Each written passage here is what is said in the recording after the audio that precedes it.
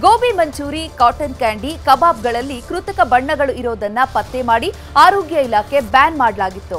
ಇದೀಗ ಪಾನಿಪುರಿ ಪ್ರಿಯರಿಗೆ ಆಹಾರ ಸುರಕ್ಷತಾ ಇಲಾಖೆ ಮತ್ತೊಂದು ಶಾಕಿಂಗ್ ನ್ಯೂಸ್ ನೀಡಿದೆ. ಇತ್ತೀಚೆಗೆ ಕಾಟನ್ ಕ್ಯಾಂಡಿ ಗೋಬಿಗೆ ಹಾಕುವ ಬಣ್ಣ ನಿಷೇಧ ಮಾಡಲಾಗಿತ್ತು. ಆ ಬಳಿಕ ಕಲರ್ ಕಬಾಬ್ಗೂ ಕೂಡ ಕಂಟಕ ಶುರುವಾಗಿತ್ತು. ಇದೀಗ ಪಾನಿಪುರಿ ಸರದಿ.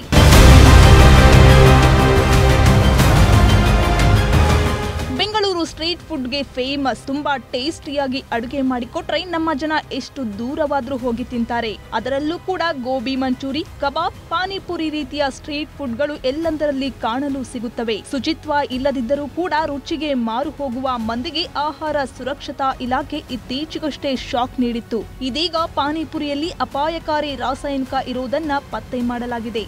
ಈಗ ನಮಗೆ ಸಾರ್ವಜನಿಕರಿಂದ ಹಲವಾರು ದೂರುಗಳು ಬಂದು ಮತ್ತು ಈ ಥರ ಹಿಂಗೆ ತಿಂದಾಗ ಬೇದಿ ಆಯಿತು ಮತ್ತು ಹಾಸ್ಪಿಟ್ಲಿಗೆ ಅಡ್ಮಿಟ್ ಮಾಡಿದ್ದು ಅಂತೇಳಿ ಭಾಳ ಕಂಪ್ಲೇಂಟ್ಸ್ ಬಂದಾಗ ನಾವು ಈ ಸ್ಯಾಂಪಲ್ಸ್ನ ತೆಗೆದಾಗ ಸುಮಾರು ಒಂದು 243 ಸ್ಯಾಂಪಲ್ಸ್ ತೆಗೆದಿದ್ದೀವಿ. ಅದು 41 ಸ್ಯಾಂಪಲ್ ಅನ್ಸೇಫ್ ಅಂತ ಬಂದಿದೆ, 18 ಸ್ಯಾಂಪಲ್ಲು ಸಬ್ಸ್ಟ್ಯಾಂಡರ್ಡ್ ಅಂತ ಬಂದಿದೆ.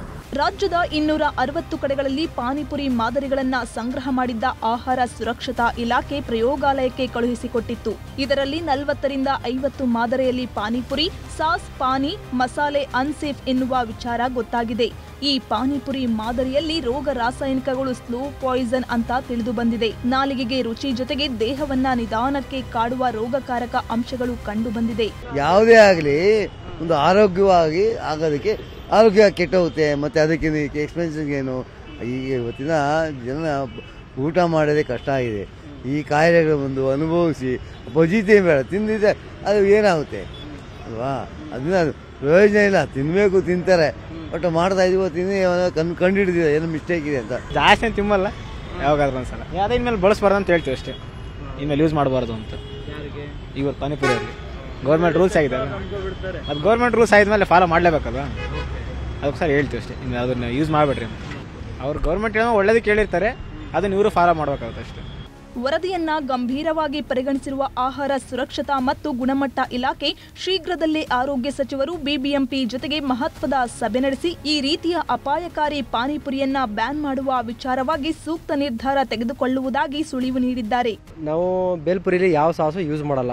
ಒನ್ಲಿ ನಾವು ಬೆಲ್ಲ, ಹುಣಸೆಹಣ್ಣು, ಖರ್ಜೂರ ಇಂಥದನ್ನ ಸ್ವೀಟ್ಗೆ ಯೂಸ್ ಮಾಡ್ತೀವಿ. ಹಸಿಮೆಣಸಿಗೆ, ಕೊತ್ತಂಬರಿ ಸೊಪ್ಪು ಇಂಥವನ್ನೆಲ್ಲ ಯೂಸ್ ಮಾಡಿ ಮಸಾಲೆ ಮಾಡ್ತೀವಿ. ಬಟ್ ನಾವೆಲ್ಲ ವೆಜಿಟೇಬಲ್ಸೇ ಯೂಸ್ ಮಾಡೋದು. ಯಾವುದೇ ಕಾರಣಕ್ಕೂ ನಾವು ಸಾಸು ಯೂಸ್ ಮಾಡಲ್ಲ. ಹಾಗಾಗಿ ನಮ್ಮದು ಬೇಲ್ಪುರಿಗೆ ಯಾವ ಸಾಸು ಇಲ್ಲದೆ ಇರೋದ್ರಿಂದ ನೀಟಾಗಿರ್ತದೆ, ಚೆನ್ನಾಗಿರ್ತದೆ. ಒಟ್ಟಾರೆ ಟೇಸ್ಟಿ ಫುಡ್ ಸಿಗುತ್ತೆ ಅಂತ ಎಲ್ಲೆಂದರಲ್ಲಿ ಪಾನಿಪುರಿ ತಿನ್ನುವ ಮಂದಿ ಇನ್ನು ಮುಂದಾದರೂ ಕೊಂಚ ಜಾಗ್ರತೆ ವಹಿಸಲಿ ಅನ್ನೋದೇ ನಮ್ಮ ಆಶಯ. ಶರಣು ಹಂಪಿ, ನ್ಯೂಸ್ 18 ಕನ್ನಡ.